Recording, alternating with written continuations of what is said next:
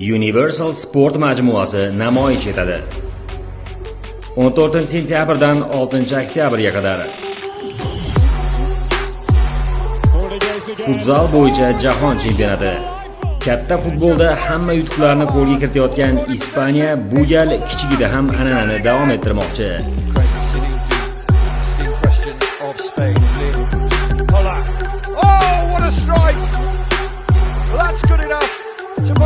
Oldingi mundial kashfiyotlaridan biri Qozog'iston termasining andijonlik muxlislardan umidi katta.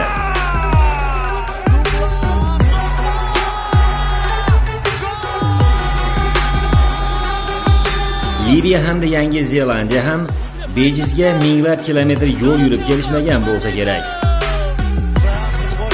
O'yinlarni o'tkazib yubormang. Bunaqasi bo'lmagan.